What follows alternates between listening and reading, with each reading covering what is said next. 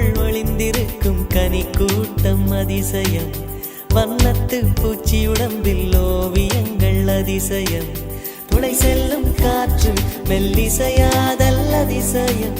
குருநாதர் இல்லாத குயில் பாட்டு அதிசயம். அதிசயமே அசந்து போகும் நீ எந்த அதிசயம். கல் தோன்றி மண் தோன்றி கடல்